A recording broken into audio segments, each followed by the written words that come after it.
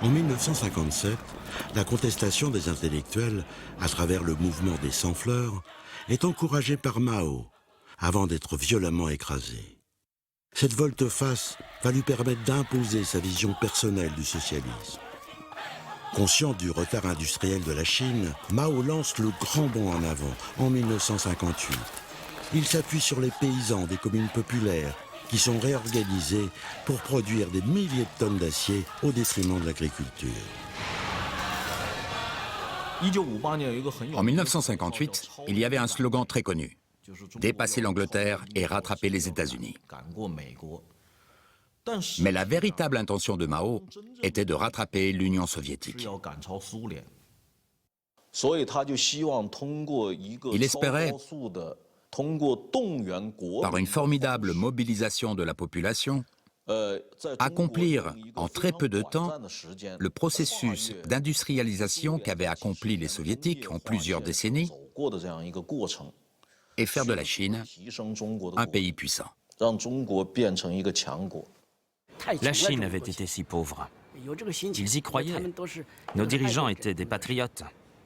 Mais ils ont pris le mauvais chemin. Une utopie irréalisable. Éliminer le secteur privé, éliminer la production familiale, manger dans les cantines collectives, ne pas autoriser les paysans à cultiver leur lopin de terre, tout cela mis ensemble a eu des conséquences terribles.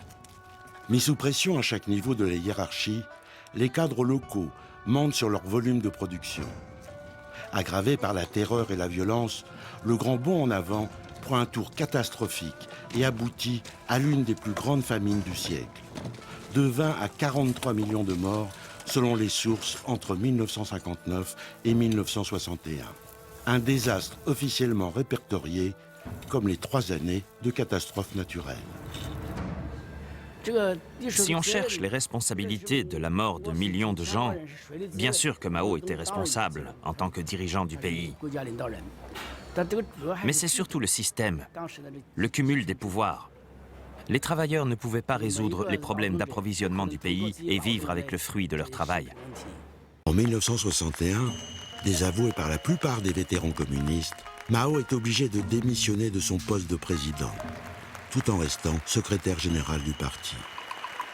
Liu Shaoqi le remplace à la tête de l'État, ce que Mao ne lui pardonnera jamais. Fragilisé, Mao Tse-tung accepte le pragmatisme économique d'un de ses anciens compagnons d'armes, Deng Xiaoping, qui n'a d'autre choix que de rétablir la situation économique. Il a malgré tout la confiance de Mao, car il a participé au début du grand bond en avant. Il rétablit la petite propriété individuelle, assouplit la collectivisation de l'agriculture et teste les débuts d'une économie de marché dans quelques villages de la côte. C'est le début d'une lutte sans fin entre la ligne de Mao et celle de Deng Xiaoping. À ce tournant de l'histoire chinoise, le pragmatisme prend clairement le pas sur l'idéologie et l'économie redémarre. Pendant 3 années, Mao ne peut qu'accepter la politique libérale de Deng.